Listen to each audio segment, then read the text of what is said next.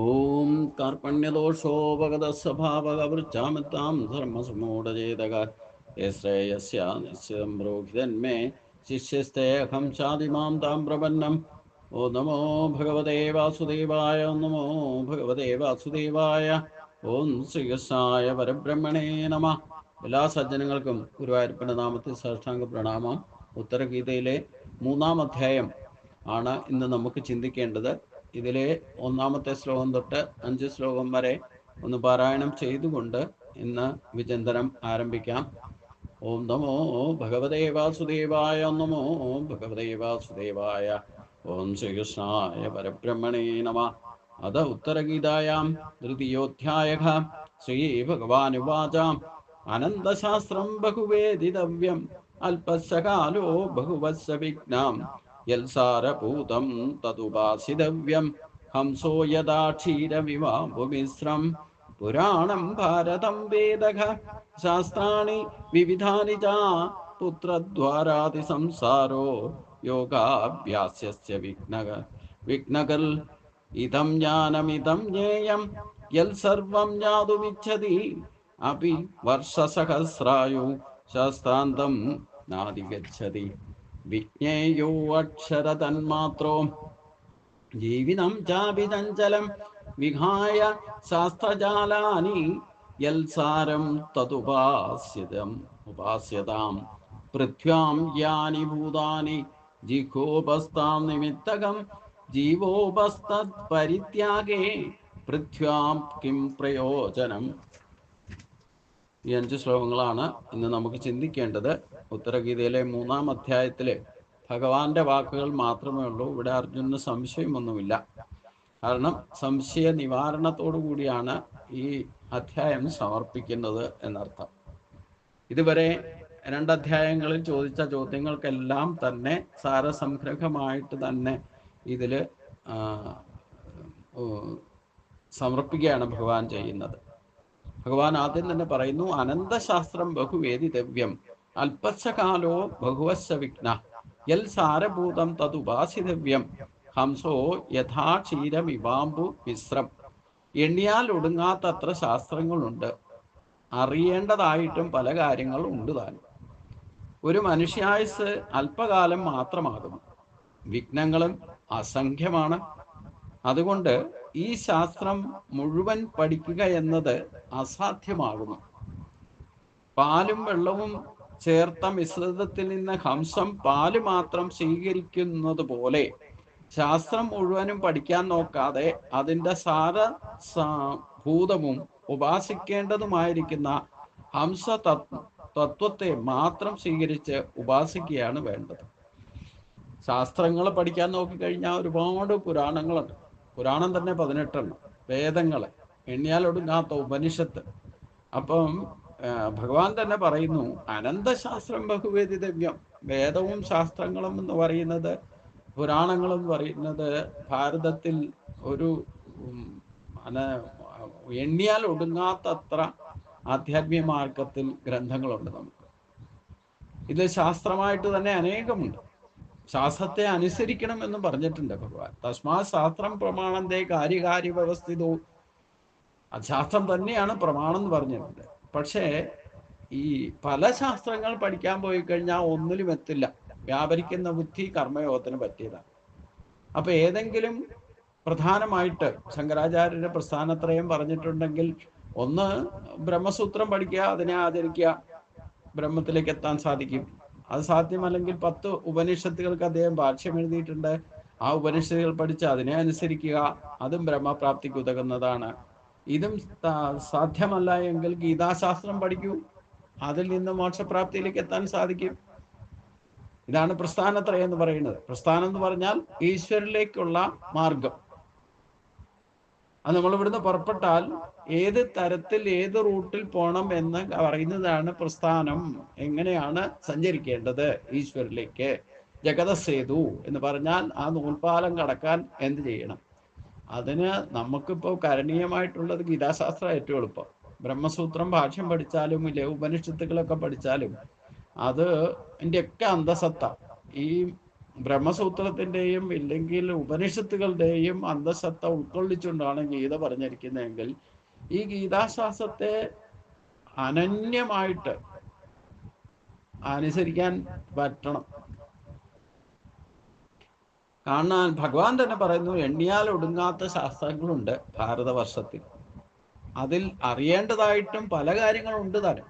ഒരു ശാസ്ത്രവും മോശമായിട്ട് ഭഗവാൻ പറഞ്ഞിട്ടില്ല. എല്ലാത്തിലും പലതും അറിയാനുണ്ട്. ഒരു മനുഷ്യായുസ്സോ അല്പം മാത്രമാണ് താൻ. നമുക്ക് തോന്നും, എന്താ പറഞ്ഞേ, ഇനിയുണ്ടല്ലോ സമയം, ആയുസ് ഇനിയും കിടക്കല്ലേ, ഇത്രയല്ലേ പ്രായമായുള്ളൂ എന്നൊക്കെ വിചാരിക്കും. ചെറുപ്പത്തിലൊക്കെ അങ്ങനെയാണല്ലോ. 10, 40, 50 വയസ്സ് വരെയൊക്കെ ഇതൊന്നും ശ്രദ്ധിക്കാൻ തന്നെ സമയമില്ല. അന്നേരം ഭൗതിക നേട്ടങ്ങളുടെ പിന്നാലെയും പഠിത്തവും അതിന്റെ ജോലിയും പിന്നെ കുടുംബവും കുട്ടികളും ഒക്കെ ആയിട്ട് പകുതി സമയം ഉറങ്ങിക്കഴിച്ചു കൂട്ടും, പകുതി ഭക്ഷണത്തിന് വേണ്ടിയിട്ട് ഓടിക്കഴിച്ചു കൂട്ടും, പിന്നെ ഭക്ഷണത്തിന് വേണ്ടി തേടിപ്പിടിക്കാൻ വേണ്ടിയിട്ട് ഒരു ചാൺ വയറിന് വേണ്ടിയിട്ട് ഈ ഓട്ടവും. അപ്പം നമുക്ക് ആയുസ് തികയാതെ വരുന്നു എന്നാണ് നമ്മുടെ ധാരണ. ഭഗവാൻ പറയുന്ന അല്പായുസ്സാണ്. ഒരു പ്രാണിയുടെ അത്രയേ ഉള്ളൂ. ഒരു കൊതുകിന് പോലും 7 ദിവസം ആയുസുള്ളൂ. അതെങ്ങനെയെങ്കിലും ചാവും. നമ്മൾ കൊന്നാലും വേണ്ടില്ല, കൊന്നില്ലേലും വേണ്ടില്ല, അതും 7 ദിവസത്തിനകം വരും. അപ്പം ഇതേപോലെ മനുഷ്യനും ഭഗവാന്റെ ദൃഷ്ടി അല്പായുസ്സാണെന്നാണ് പറയുന്നത്. അപ്പൊ അതുകൊണ്ട് അല്പകാലം മാത്രമാണ് മനുഷ്യായുസ് തന്നെ. അതിൽ തന്നെ പല വിഘ്നങ്ങളും അസംഖ്യമാണ്. അതുകൊണ്ട് ഈ ശാസ്ത്രം മുഴുവൻ പഠിക്കുക എന്നത് അസാധ്യമാണ്. നമുക്ക് തന്നെ അറിയാം, നമ്മൾ ഈ ഒന്നാമത്തെ ഈ പ്രവൃത്തി മാർഗത്തിൽ പ്രവർത്തിക്കുന്നതുകൊണ്ട് ഒന്നിലും ഉറക്കില്ല, അല്ലേ? ഒന്നും ശ്രദ്ധയോടുകൂടി വിഷ്ണു സഹസ്രനാമം പഠിച്ചു കഴിഞ്ഞാൽ പിന്നെ അത് യാന്ത്രികമായിട്ട് ചൊല്ലും. പിന്നെ ആരെങ്കിലും പറയുമ്പോൾ ലളിതാ സഹസ്രനാമം. ഇങ്ങനെ നമ്മൾ ഗീത പഠിക്കും, നാരായണീയം പഠിക്കും, ഭാഗവതം പഠിക്കും, പുരാണം പഠിക്കും, ശിവപുരാണം പഠിക്കും, അങ്ങനെ പലതും പറയുന്നത് കേട്ടിട്ട് അതിൻ്റെ പിന്നാലെയൊക്കെ നടന്ന് വേദങ്ങളും അതും ഇതും ഒക്കെ പഠിക്കും. സൂക്തങ്ങൾ ചൊല്ലാനും അതും ഇതൊക്കെ പഠിക്കും. അപ്പം ഇതെല്ലാം പഠിക്കുക എന്ന് പറയുന്നത് അസാധ്യമാണെന്ന് മനസ്സിലാക്കുക. ഭഗവാൻ തന്നെ പറയുന്നു, അതിൽ കൂടുതൽ വലിയ പ്രമാണം ഇല്ലല്ലോ. ഞാൻ പറയുന്നത് അഷ്ടാവക്രം തന്നെ ജനകനോട് പറയുന്നുണ്ടല്ലോ, ഒരേ കാര്യം 1000 വട്ടം ചെയ്താൽ അതിൽ ഉറയ്ക്കാൻ സാധിക്കും. അതേസമയം 1000 കാര്യങ്ങൾ 1000 വട്ടം ചെയ്താലോ ഒന്നിലും ഉറക്കില്ല. വ്യാപരിക്കുന്ന ബുദ്ധി കർമ്മയോഗത്തിന് പറ്റിയതല്ല എന്ന് ഭഗവാൻ ഗീതയിലും 2-ാം അധ്യായത്തിൽ പറയുന്നുണ്ട്. അപ്പൊ നമ്മളിങ്ങനെ പ്രവൃത്തി മാർഗം എന്ന് പറയുന്നത് എന്താ? വിഷ്ണു സഹസ്രനാമം പഠിക്കും, അതിന്റെ പിന്നാലെ പിന്നെ ലളിതാ സഹസ്രനാമം പഠിക്കും, പിന്നെ വേറെ എന്തെങ്കിലും സഹസ്രനാമം പഠിക്കും, പിന്നെ ഓരോ സ്തോത്രങ്ങളൊക്കെ പഠിക്കും, ഇങ്ങനെ പിന്നെ ഗീത പഠിക്കും, പുരാണങ്ങൾ പഠിക്കും. ഇങ്ങനെ ഓരോന്നിന്റെ പുറകെ ഒന്നിനു പുറകെ ഒന്നായിട്ട് പ്രവർത്തിക്കുന്നതാണ്, അല്ലെ പഠിക്കുന്നതാണ് പ്രവൃത്തി മാർഗത്തിൽ പഠിക്കുക എന്ന് പറയുന്നത്. നിവൃത്തി മാർഗം എന്ന് പറഞ്ഞാൽ എന്താ? ഏതെങ്കിലും ഒരു ശാസ്ത്രത്തിൽ ഉറച്ചു നിന്നുകൊണ്ട്, മറ്റുള്ളതൊക്കെ പഠിക്കണ്ടെന്നും പറയില്ല, പഠിച്ചോളൂ, എല്ലാത്തിലും അറിവുണ്ടെന്ന് ഭഗവാൻ പറഞ്ഞിട്ടുണ്ട്. പക്ഷെ നമുക്ക് യുക്തിസഹജമായിട്ട് ഏതാണ് നമ്മുടെ സ്വഭാവം അനുസരിച്ചുകൊണ്ട് നമുക്ക് ഇഷ്ടം ആയിട്ട് തോന്നുന്നത്, അതിനെ നമുക്ക് താല്പര്യത്തോടുകൂടി പഠിച്ച് അതിൽ ഉറച്ചു നിൽക്കാം. എങ്കിൽ അത് മോക്ഷമാർഗമാണ്. എല്ലാത്തിലും പറയുന്ന മോക്ഷമാർഗം തന്നെയാണ്. പക്ഷെ അത് മനസ്സിലാക്കി, ഗഹനമായതുകൊണ്ട് അത് മനസ്സിലാക്കി ഗ്രഹിച്ചെടുക്കണം എന്ന് മാത്രം. അതുകൊണ്ട് എന്നാൽ ഇതെല്ലാം പഠിച്ചാലും വേണ്ടില്ല, അതിൽ പാലും വെള്ളവും തിരിച്ചറിയണം, ഗുണവും ദോഷവും തിരിച്ചറിയണം. ഒരു ഹംസം പാല് മാത്രം സ്വീകരിക്കുന്നത് പോലെ ശാസ്ത്രം മുഴുവനും പഠിക്കാൻ നോക്കാതെ അതിൻ്റെ സാരസംഭൂതവും ഉപാസിക്കേണ്ടതുമായിട്ടുള്ള യുക്തിസഹജമായിട്ട് അവരവർക്ക് യോജിക്കുന്നത് തെരഞ്ഞെടുത്ത് അതിൽ ഹംസ തത്വത്തെ മാത്രം സ്വീകരിച്ച് ഉപാസിക്കുകയാണ് വേണ്ടത്. ഏത് മാർഗം? ഇതാണ് ബ്രഹ്മത്തെ ആചരിക്കുക എന്ന് പറഞ്ഞാൽ ബ്രഹ്മം ലക്ഷ്യമാക്കണം. അതിനുള്ള ആചാരാനുഷ്ഠാനങ്ങൾ ഈ ശാസ്ത്രങ്ങളെല്ലാം മാർഗം, അതായത് ഈ പുരാണങ്ങളും ശാസ്ത്രങ്ങളും ഒക്കെ ഈശ്വരിലേക്ക് എത്താനുള്ള മാർഗദർശനം ഒരു തരത്തിൽ അല്ലെങ്കിൽ മറ്റൊരു തരത്തിൽ തരുന്നുണ്ട്. ഇത് ഏത് ആചാരം, ഏത് മാർഗം സ്വീകരിച്ചാലും വേണ്ടില്ല, നമ്മളെല്ലാം എത്തേണ്ടത് ഒരു സ്ഥലത്താണ്. ഒന്നിൽ നിന്ന് വന്നു ഒന്നിലേക്ക് തിരിച്ചെത്തണം. അപ്പൊ അതുകൊണ്ട് ബ്രഹ്മചാരി ആകുക എന്ന് പറയുന്നത് ബ്രഹ്മത്തെ ലക്ഷ്യമാക്കിക്കൊണ്ട് ആചാരാനുഷ്ഠാനങ്ങൾ അനുഷ്ഠിക്കണം. ആ ലക്ഷ്യം തീരുമാനിക്കുക.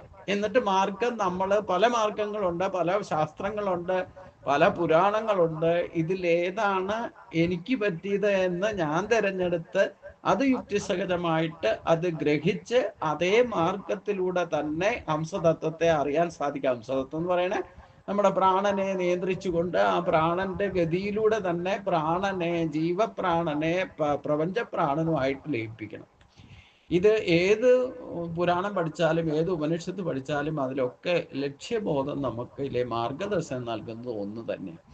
ഏത് മതത്തിലെ ഗ്രന്ഥം എടുത്തു നോക്കിയുള്ളൂ, എല്ലാം പരമമതപ്രാപ്തിയിലേക്കുള്ള മാർഗദർശനമാണ്. അത് വേണ്ട വിധത്തിൽ ഗ്രഹിച്ച് അതിൽ ഗുണവും ദോഷവും ഉണ്ട്, എല്ലാത്തിലും ഉണ്ട് ഗുണവും ദോഷവും. 100% ഒന്നും പെർഫെക്റ്റ് അല്ല. അപ്പം എങ്ങനെയാ ഗുണവും ദോഷം എന്ന് പറയുന്നത്? എനിക്ക് താല്പര്യമുള്ളത് ഞാൻ എടുത്ത് ഉപയോഗിച്ചില്ലെങ്കിൽ അത് താല്പര്യം നമ്മുടെ മനസാക്ഷി കുത്ത് ഉണ്ടാകും. അതനുസരിച്ചുകൊണ്ട് ചിലപ്പോൾ എനിക്ക് പറ്റുന്നത് മറ്റൊരാൾക്ക് പറ്റിയെന്നുള്ള നിർബന്ധമൊന്നുമില്ല. അവരവരുടെ ഇഷ്ടവും വാസനാബലവും അനുസരിച്ചുകൊണ്ടായിരിക്കും നമുക്ക് ഏത് മാർഗത്തിൽ പോയാലും ഏത് വാസനാബലവും ഈ പ്രപഞ്ച സൃഷ്ടി തന്നെ ഉള്ളതാണ്. അപ്പൊ ഏത് മാർഗം സ്വീകരിച്ചാലും വേണ്ടില്ല, അതിൽ ഉറച്ചു നിന്നുകൊണ്ട് അനുഷ്ഠാനങ്ങൾ അനുഷ്ഠിച്ച് അതിലുണ്ടാകുന്ന ഗതിവിഗതികളെ ഗുണദോഷങ്ങളെയൊക്കെ അനുഭവിച്ചറിഞ്ഞ് അതിനെയൊക്കെ ഓവർകം ചെയ്ത് ഗുണാതീതനായിട്ട് ഭവിക്കുമ്പോൾ മാത്രമാണ് ഈശ്വരപ്രാപ്തിയിലേക്ക് എത്തുക. അതിന് വേണ്ടിയിട്ടാണ് ഇവിടെ എല്ലാം പഠിക്കാൻ നോക്കാതെ അതിൻ്റെ സാരഭൂതവും ഉപാസിക്കേണ്ടതുമായ ഹംസതത്വത്തെ മാത്രം സ്വീകരിച്ച് ഉപാസിക്കുകയാണ് വേണ്ടത്. നമ്മൾ എന്ത് പഠിച്ചാലും ഓരോ ഉപാധികൾ വെച്ചുകൊണ്ട്, ഇല്ലെങ്കിൽ നിത്യനൈമിത്യ കർമ്മങ്ങൾ എന്ന് പറയുന്നത് ദിവസവും ചെയ്യേണ്ടതുണ്ട്, വല്ലപ്പോഴും ഒരിക്കൽ ചെയ്യുന്നതുണ്ട്, 30 വ്യാഴാഴ്ച 30 ബുധനാഴ്ചയൊക്കെ നോക്കിയിട്ട് പാരായണം നടത്തുന്നതൊക്കെ. ഇതൊക്കെ എന്ത് ചെയ്താലും വേണ്ടില്ല, അവരവർക്ക് ഈശ്വര പ്രാപ്തിയിലേക്ക് എത്തണം എന്നുള്ളതായിരിക്കണം ലക്ഷ്യം. കൂട്ടുകൂടിയിട്ട് പലതും ചെയ്യും, അതിൻ്റെയൊക്കെ ഗതിവിഗതികൾ എവിടെയെങ്കിലും നമുക്ക് സമയമില്ലെങ്കിലും വേണ്ടില്ല, ഇത് അറിഞ്ഞു കഴിഞ്ഞാൽ പിന്നെ ഓടിപ്പടിച്ച് അവിടെ എത്തും. എന്നിട്ട് പല പ്രശ്നങ്ങളും വീട്ടിൽ ഉപേക്ഷിച്ചിട്ടൊക്കെ ആയിരിക്കും വരണം. അപ്പം അവിടെയും മത്സരം. ഇത് കഴിക്കാൻ, ഇത് പാരായണം ചെയ്യുന്നവർ നന്നായിട്ട് പാരായണം ചെയ്യുന്നവരും പാരായണം ചെയ്യാത്തവരും തമ്മിൽ മത്സരം. പിന്നെ ചിലർ അതിൻ്റെ പ്രതിഫലം വാങ്ങുന്നവര്, അതിൽ മത്സരം. ഇങ്ങനെയൊക്കെ പലതരത്തിലും ഗതിവിഗതികൾ സംഭവിക്കും. ഇതൊക്കെ പഠിക്കുന്നതിൻ്റെ പരമമായ ഉദ്ദേശ ലക്ഷ്യം ഇൻഡിവിജ്വലി അവരവർക്ക് ആത്മബോധം ഉണ്ടാക്കി അവരവർ മോക്ഷപ്രാപ്തിയിലേക്ക് എത്തും. നമുക്ക് പല കാര്യങ്ങളും 100% സ്വാർത്ഥതയാണ്. ഈ പാരായണം ചെയ്തും ആധ്യാത്മിക മാർഗത്തിൽ പോലും സഞ്ചരിക്കുമ്പോൾ നമ്മൾ എല്ലാം 100% എത്രയൊക്കെ പറഞ്ഞാലും ഞാൻ നിസ്വാർത്ഥനാന്ന് പറഞ്ഞാലും കാര്യമൊന്നുമില്ല. അവരവരുടെ മാർഗം അവരവരുടെ സ്വാർത്ഥത തന്നെ. അത് പരമമായ ലക്ഷ്യത്തിലാണെങ്കിൽ അത് നന്മയെ ഉണ്ടാക്കൂ. കാരണം നമ്മളെല്ലാവരും ഇൻഡിവിജ്വലി ആണ് ജനിച്ചിരിക്കുന്നത്. ഇൻഡിവിജ്വലി തന്നെ ഈശ്വരൻ്റെ അടുത്തേക്ക് പോകാൻ പറ്റൂ. ആരെയും നിസ്വാർത്ഥനാന്ന് പറഞ്ഞ് ആരെയും കൂട്ടുപിടിച്ചൊന്നും കൊണ്ടുപോകാൻ സാധ്യമല്ല, എത്ര പ്രിയനാണേലും വേണ്ടി. ആ സത്യത്തെ നമ്മൾ ഉൾക്കൊണ്ടുകൊള്ളണം. അപ്പൊ പല കാര്യങ്ങൾക്കും 100% സ്വാർത്ഥത കാണിക്കുന്ന ആൾ ഈശ്വരപ്രാപ്തിക്കും സ്വാർത്ഥത കാണിച്ചാൽ ഇപ്പൊ എന്താ തെറ്റ്? ബാക്കിയുള്ളതൊക്കെ വിടണം എന്നുണ്ടെങ്കിൽ സ്വാർത്ഥനാകണം, അല്ലാതെ പറ്റില്ല.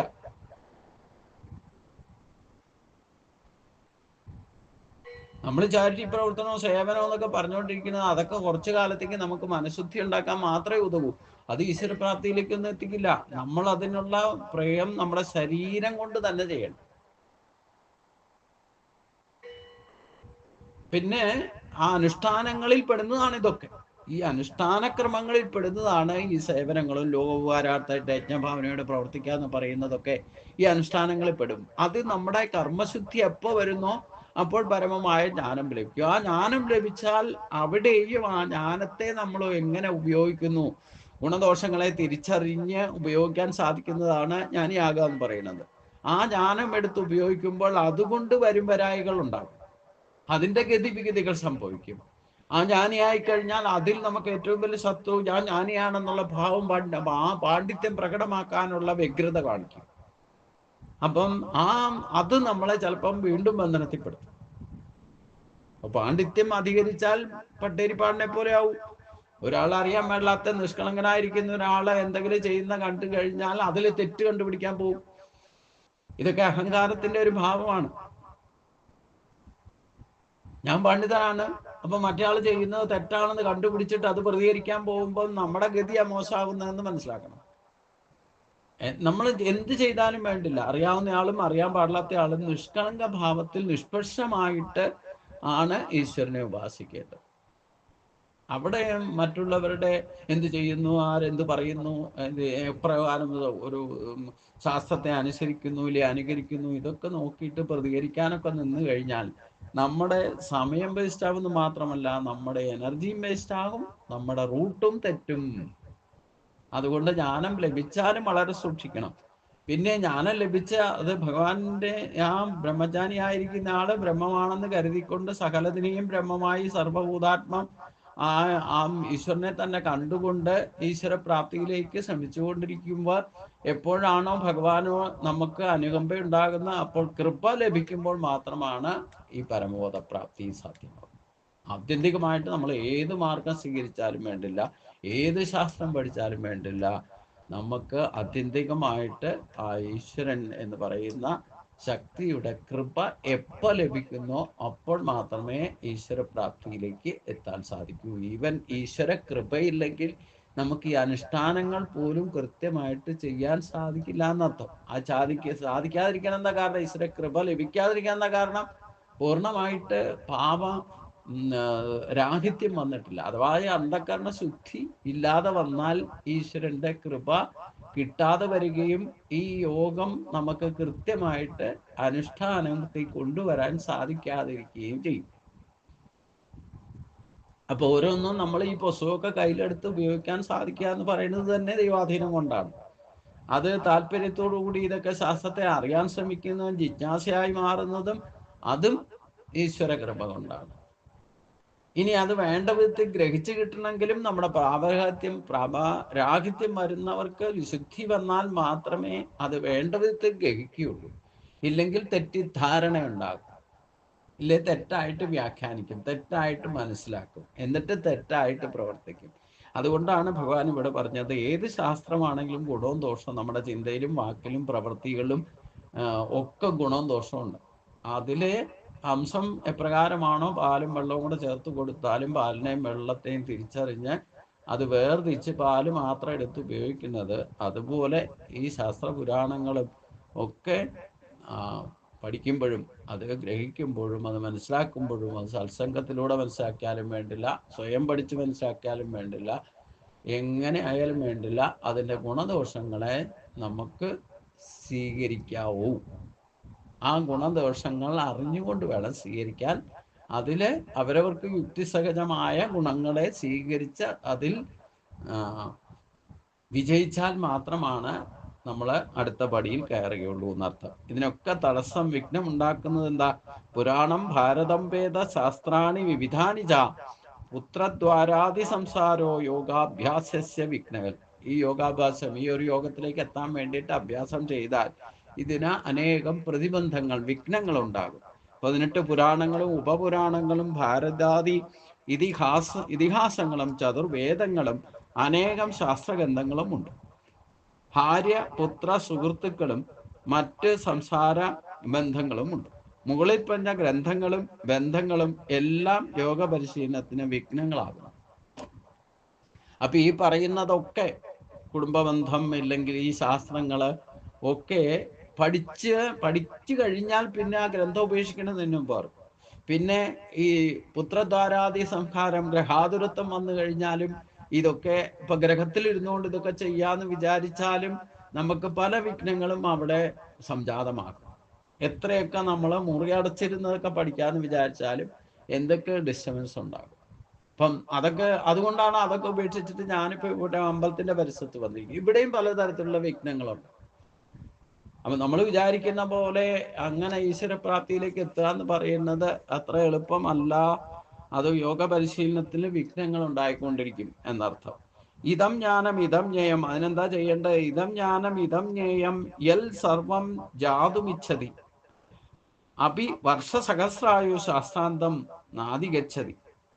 ജ്ഞാനത്തെയും ജ്ഞേയവസ്തുവിനെയും സംബന്ധിച്ച് സർവകാര്യങ്ങളും ഈ ഉത്തരഗീതയിലൂടെ ഞാൻ ഉപദേശിച്ചിരിക്കുന്നു. ഇതിനെ മനസ്സറിഞ്ഞ് പഠിച്ച് ഉപാസിച്ചാൽ തീർച്ചയായിട്ടും എത്തേണ്ട സ്ഥാനത്ത് എത്തുന്നതായിരിക്കും. അല്ലാതെ മറ്റ് ഗ്രന്ഥങ്ങൾ പഠിക്കുവാൻ ആണ് പോകുന്നതെങ്കിൽ 1000 വർഷം ജീവിച്ചിരുന്നാലും ശാസ്ത്രം പഠിച്ച് തീരുകയില്ല. ഒരായുസ് മുഴുവൻ പഠിച്ചാലും തീരാത്ത ഗ്രന്ഥങ്ങളുണ്ടെന്നാണ് ഭഗവാൻ പറയുന്നത്. അതുകൊണ്ട് നമ്മൾ പരമമായത് അറിയാം. ഇതിന് എന്താ എളുപ്പമാർഗം എന്ന് ചോദിച്ചു കഴിഞ്ഞാൽ, എൻ്റെ ഒരു കണ്ടെത്തൽ എന്താന്ന് ചോദിച്ചു കഴിഞ്ഞാൽ, ഈ ജപതപാദികൾ നമ്മൾ ഈ വാസനാബലം ഉണ്ടാക്കിക്കൊണ്ട് പൂർണ്ണമായിട്ട് ഉപേക്ഷിക്കാൻ സാധ്യമല്ല. എന്തെങ്കിലുമൊക്കെ ചെയ്യണമല്ലോ, ചെയ്യാതിരിക്കരുത്. ചെയ്യാതിരുന്നാൽ ഒന്നും ഉണ്ടാവില്ല. സ്വല്പം അഭ്യസ്യ ധർമ്മസ്യ ത്രായതോ മഹതോ ഭയാന്ന് ആവർത്തിച്ച് ചിന്തിച്ചു കൊള്ളണം. അല്പമെങ്കിലും ആണെങ്കിലും ചെയ്തു. നമ്മുടെ ഈ സംസാര ബന്ധനം, ഈ പറയുന്ന പ്രതിബന്ധങ്ങളും പൂർണ്ണമായിട്ട് ഭൂമിയിൽ വന്ന് ജനിച്ചത് തന്നെ പാപയോനികളാണ് നമ്മളൊക്കെ ജനിച്ചിരിക്കുന്നത്. എല്ലാവരും ഒരു പാപയോനിയാണോ മറ്റതാണോ മറിച്ചാണോ ഒന്നും തെറ്റിദ്ധരിക്കേണ്ട ആവശ്യമൊന്നുമില്ല. നമ്മൾ ഈ ഭൂമിയിൽ വന്ന് ജനിച്ചിട്ടുണ്ടോ, കർമ്മബന്ധനങ്ങൾ ഉള്ളത് കൊണ്ടാണ് യോനിയിൽ വന്ന് ജനിച്ചിരിക്കുന്നത്. അത് ഏത് യോനി ജനിച്ചാലും വേണ്ടി. അപ്പൊ അതുകൊണ്ട് ഈ വിഘ്നങ്ങളെ പൂർണ്ണമായിട്ടും ഇല്ലാതെയാക്കാൻ സാധിക്കില്ല. ഈ ശരീരത്തോടു കൂടി ഇരിക്കുന്ന ദേഹബോധം ഉള്ളിടത്തോളം കാലം, ശരീരത്തോടു കൂടിയിരിക്കുന്ന സമയത്ത് ഈ പറഞ്ഞ വേദശാസ്ത്രാദി പുരാണങ്ങളെ ആശ്രയിക്കുക, അല്ലെങ്കിൽ ഗ്രഹാതുരത്വം കൊണ്ടുണ്ടാകുന്ന വിഘ്നങ്ങള്, നമ്മുടെ കർമ്മങ്ങളിൽ ഉണ്ടാകുന്ന യുക്തിസഹജമായിട്ട് എത്ര ജപതപാദികൾ ചെയ്താലും അതിലും വിഘ്നങ്ങളൊക്കെ വന്ന് സവിക്കും. നമ്മുടെ ഒരു ദിവസം മനസ്സ് ഇതിന് ശ്രദ്ധയോട് ചെയ്താൽ ഒരു ദിവസം ചിലപ്പോൾ മനസ്സ് വികലമാകും. ഇതൊക്കെ എന്താന്ന് വെച്ച് കഴിഞ്ഞാൽ ഈ വിഘ്നങ്ങളാണ്. അപ്പൊ ഇതൊക്കെ ഉണ്ടെങ്കിൽ തന്നെ നമ്മൾ സ്ഥിരനിഷ്ഠമായിട്ട് ഒന്നിൽ ഉറച്ചു നിൽക്കാൻ ശ്രമിക്കണം.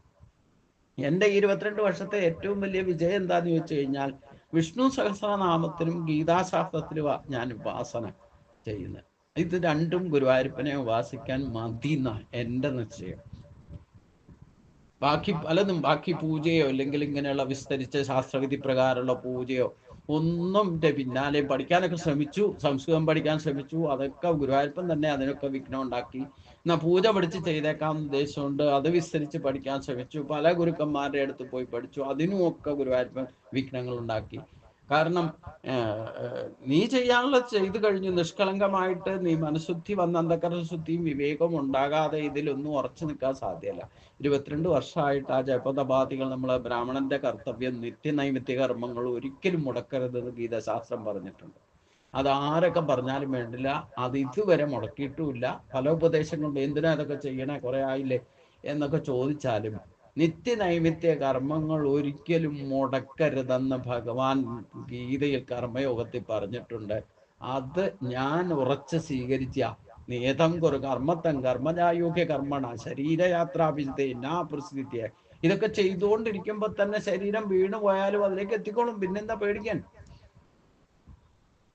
നമ്മൾ എന്തെങ്കിലുമൊക്കെ ചെയ്യണമല്ലോ, ചെയ്യാതിരിക്കാൻ പറ്റില്ല. ജീവിച്ചിരിക്കുന്നിടത്തോളം നക്കി കച്ചിച്ചണം മതി. ജനിച്ചാൽ മരണം വരെ അനങ്ങാതിരിക്കാൻ സാധ്യമല്ല. രമണ മഹർഷി വരെ ഇത്രയൊക്കെ പറഞ്ഞുകൊണ്ടിരുന്നിട്ടും എന്തെങ്കിലുമൊക്കെ ചെയ്തിരുന്നു. അല്ലെ, ഗിരിപ്രദർശനത്തിന് പോയിരുന്നു, ചിലപ്പോൾ അടുക്കളയിൽ പോയിട്ട് എല്ലാവരെയും സഹായിക്കാൻ നിൽക്കും, ഭക്ഷണം വിളമ്പി കൊടുക്കാൻ നിൽക്കിരുന്നു, ഇങ്ങനെ പല കാര്യങ്ങൾ ശ്രദ്ധിച്ചിരുന്നു. അപ്പൊ പൂർണ്ണമായിട്ട് എല്ലാം പരമമായത് അറിഞ്ഞിരുന്നാലും ഒന്നും ചെയ്യാതിരിക്കാൻ സാധ്യമല്ല. കാരണം ജനിച്ചാൽ മരണം വരെ അനങ്ങാതിരിക്കാൻ സാധ്യമല്ല എന്ന് ഭഗവാൻ പറഞ്ഞിട്ട് അതിനപ്പുറം ഒരു ശാസ്ത്രം ഇല്ലല്ലോ. പലരും പലതരത്തിൽ വ്യാഖ്യാനിച്ചാൽ ഇതൊന്നും ചെയ്യേണ്ട ആവശ്യമില്ല, ഇതെല്ലാം നിർത്തിക്കോളൂ എന്ന് പറഞ്ഞാൽ നിൽക്കില്ല, നിൽക്കാൻ സാധ്യമല്ല. അപ്പൊ മറ്റെന്തെങ്കിലും ചെയ്യേണ്ടി വരും. പക്ഷേ ഇവിടെ ഒന്നിൽ ഉറച്ചു നിന്നോളൂ.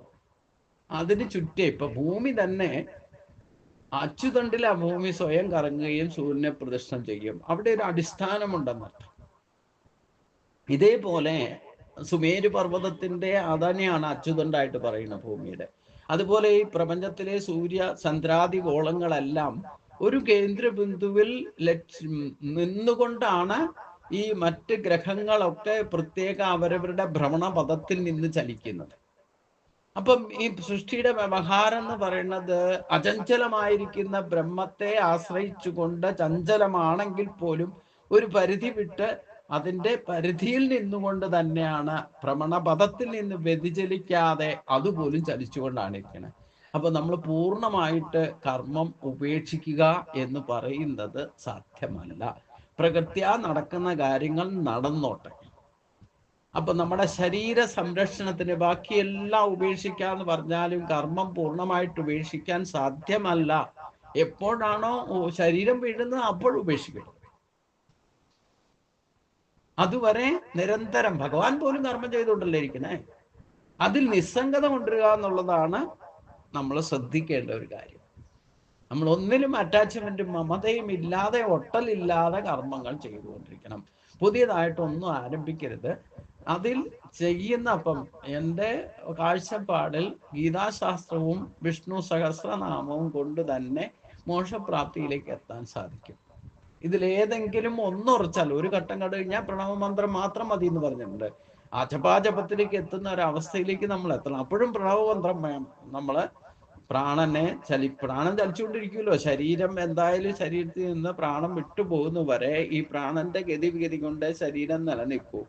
ആ പ്രാണന്റെ ഗതി പോലും ഹംസമന്ത്രത്തിലാക്കുക, പ്രണവം ജപിച്ചുകൊണ്ടിരിക്കുക. ഓരോ ശ്വാസം എടുക്കുമ്പോഴും പ്രണവമന്ത്രത്തെ ഉപാസിക്കുക.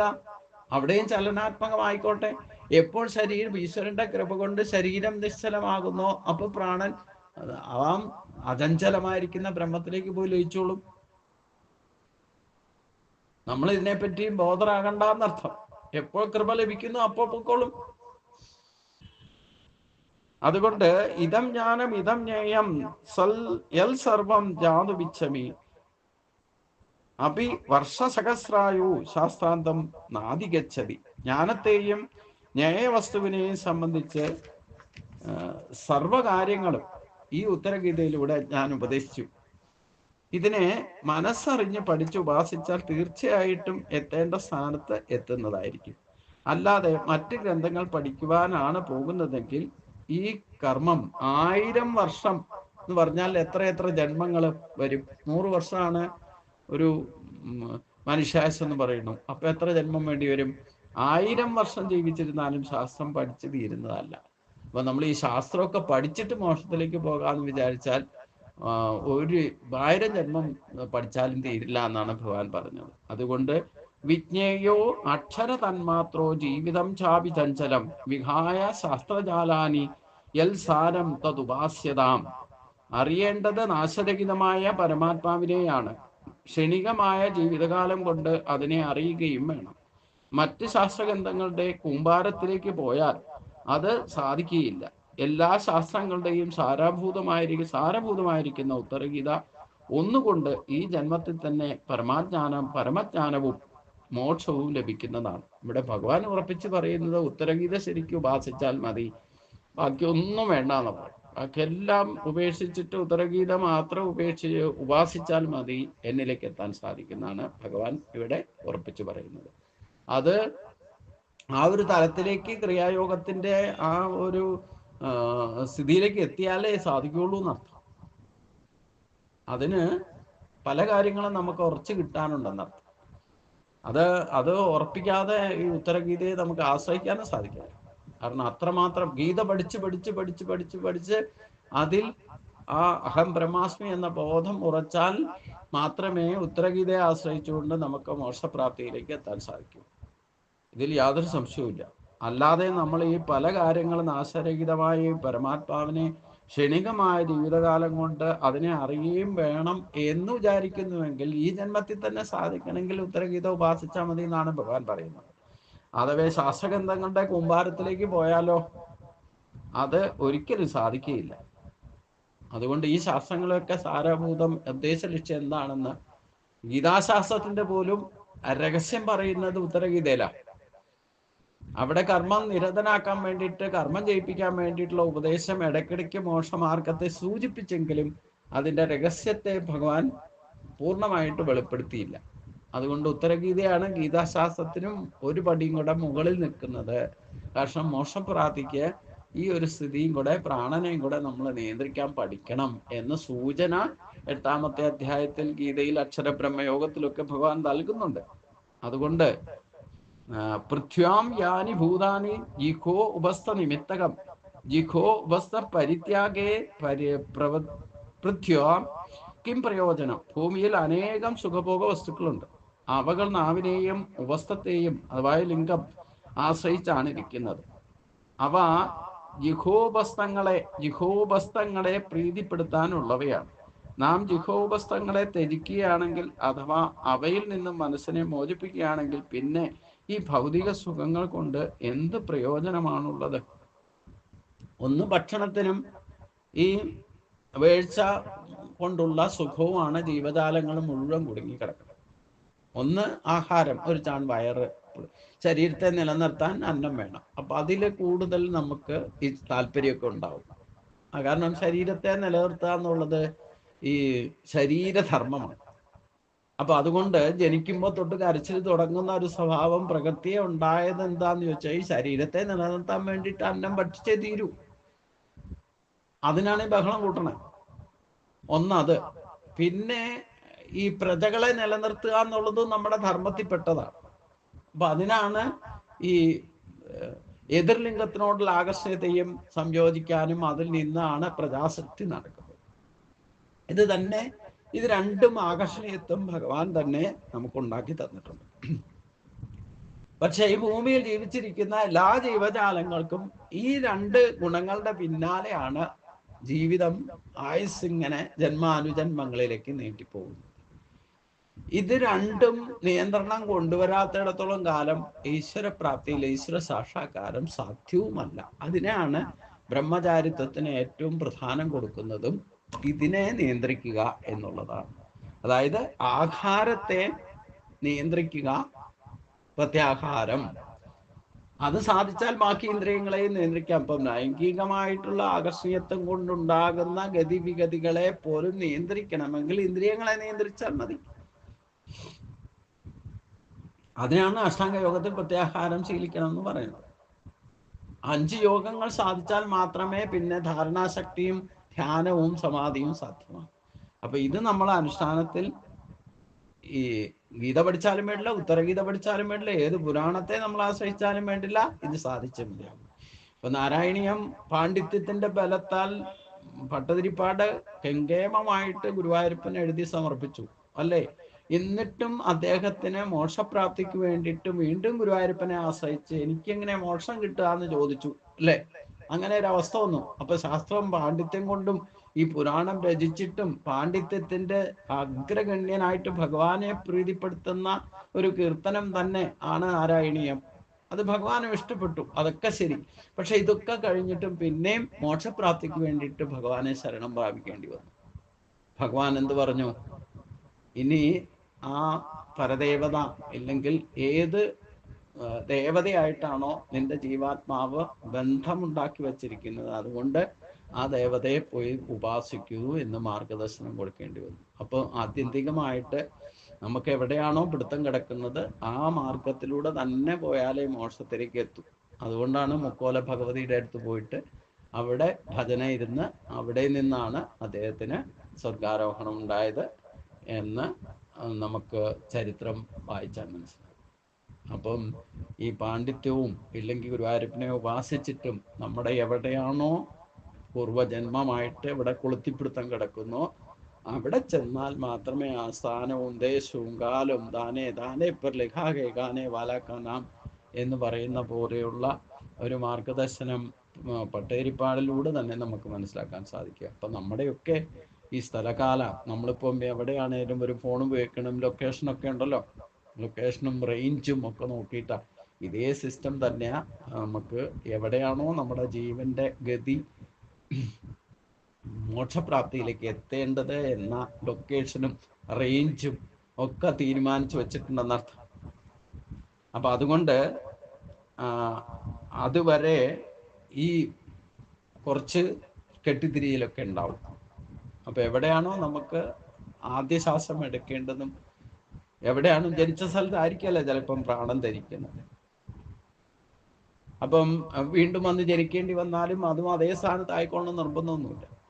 കാരണം ഈ ഭൂമി മുഴുവൻ, അതാണ് ഇവിടെ പൃഥ്വാം യാനി ഭൂതാനി ജിഹോ വസ്ത നിമിത്തകം ജിഹോ വസ്ത പരിത്യാഗ പൃഥ്വോം കിം പ്രയോജനം. ഭൂമിയിൽ അനേകം ഭോഗസുഖ വസ്തുക്കളുണ്ട്. അവകൾ നാവിനെയും ഉപസ്ഥത്തെയും അല്ലെ ശരീരത്തെയും ബന്ധിപ്പിക്കും. ഈ നാം ജിഹോപസ്ഥങ്ങളെ ത്യജിക്കുകയാണെങ്കിൽ, അതായത് പ്രധാനമായിട്ട് ആഹാരത്തെയും മൈഥുനത്തെയും ത്യജിക്കണം എന്നാണ് ഇവിടെ ഭഗവാൻ പറയുന്നത്. ഇതാണ് ഇന്ദ്രിയങ്ങളെ നമ്മളെ കൂടുതൽ പിടിച്ചു വലിക്കുന്നത്. ഇല്ലെങ്കിൽ ഒരു ബ്രഹ്മചാരിയായിരിക്കുന്ന ഒരു സന്യാസിയെ പോലും ചിലപ്പം വഴിതെറ്റിക്കുന്നത് ഈ രണ്ട് കാര്യങ്ങളെ ശ്രദ്ധയില്ലാതെ ഏതിലെങ്കിലും ഒന്നും കൊളുത്തി പിടിച്ചാൽ മതി, അതിൻ്റെ പിന്നാലെ നമുക്ക് മോക്ഷപ്രാപ്തിയിലേക്ക് എത്താൻ തടസ്സമുണ്ടാകും എന്നർത്ഥം. നാം ജിഹോപസ്ഥങ്ങളെ ത്യജിക്കുകയാണെങ്കിൽ അഥവാ അവയിൽ നിന്ന് മനസ്സിനെ മോചിപ്പിക്കുകയാണെങ്കിൽ പിന്നെ ഈ ഭൗതിക സുഖങ്ങൾ കൊണ്ട് എന്ത് പ്രയോജനമാണ് ഉള്ളത്? ഓരോരുത്തർക്കും ഓരോ രീതിയാണ്. നിത്യനൈമിത്യ കർമ്മങ്ങൾ കൃത്യമായിട്ട് ചെയ്യുന്നവരും ചെയ്യാത്തവരും ഒക്കെ ഉണ്ട്. അത് ഒരു സ്ഥിതിയിലേക്ക് എത്തിക്കഴിഞ്ഞാൽ ചെയ്താലും ചെയ്തില്ലേലും ഒക്കെ ഫലം ഒന്നാണ് എന്ന് പറഞ്ഞാലും ഓരോരുത്തരുടെയും സ്വഭാവം അനുസരിച്ചും കർമ്മവാസനയും ബന്ധങ്ങളും അനുസരിച്ചുകൊണ്ട് വേണം ഇതൊക്കെ ഉപേക്ഷിക്കാനും സ്വീകരിക്കാനും ഒക്കെ. ഇനി ചെയ്തുകൊണ്ടിരിക്കേണ്ടവരുണ്ട്, ചെയ്യാതിരിക്കുന്ന ബ്രാഹ്മണ മഹർഷി നിത്യനൈമിത്യ കർമ്മങ്ങളിൽ ഈ പറയുന്ന സന്ധ്യാവന്തനാദികളോ യോഗയോ പ്രാണായാമോ ഉത്തരഗീത ഫോളോ ചെയ്തിട്ടൊന്നുമല്ല അദ്ദേഹം മോക്ഷത്തിലേക്ക് എത്തി. അവസാനം മാരരോഗം വന്നിട്ട് മരിക്കുകയും ചെയ്തു. ശരീരം ഉപേക്ഷിച്ചത് എന്തെങ്കിലും ഒരു കാരണം വരണല്ലോ. ശരീരം ഉപേക്ഷിക്കേണ്ട അവസ്ഥ വന്നു കഴിഞ്ഞാൽ നമ്മൾ ശരീരം ഏതെങ്കിലും തരത്തിൽ ജീർണിച്ച് ശരീരം ത്യജിക്കേണ്ട അവസ്ഥ ഉണ്ടാകും. ഏത് അവസ്ഥയിലും എത്ര പണ്ഡിതനായാലും ചിലപ്പോൾ ഉണ്ടാകും. ചിലർക്ക് എളുപ്പം സാധിക്കും, ചിലർക്ക് കുറച്ചു കാലം കൂടെ അതിൻ്റെ ദുരിതവും കൂടെ ക്ലേശങ്ങളും കൂടെ അനുഭവിക്കേണ്ട വരും. നമ്മൾ പരമമായതിലേക്ക് എത്തിക്കഴിഞ്ഞാൽ പിന്നെ അതിൽ ദുഃഖിക്കേണ്ടിയും വരികയില്ല എന്നർത്ഥം.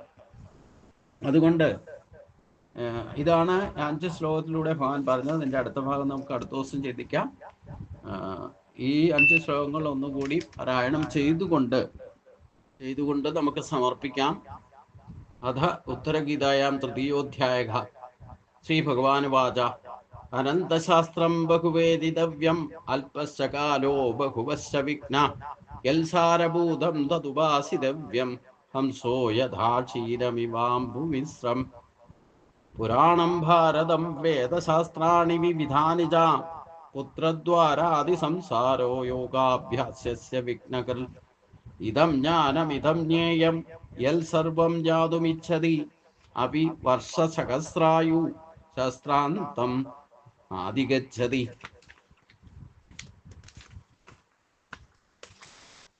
വിജ്ഞേയോ അക്ഷരതന്മാത്രോ ജീവിതം ചാപി ചഞ്ചലം വിഹായ ശാസ്ത്രജാലാനി യൽ സാരം തതുപാസ്യതാം പൃഥ്വ്യാം യാനി ഭൂതാനി ജിഹോപസ്ഥനിമിത്തകം ജിഹോപസ്ഥപരിത്യാഗേ പൃഥ്വാ കിം പ്രയോജനം.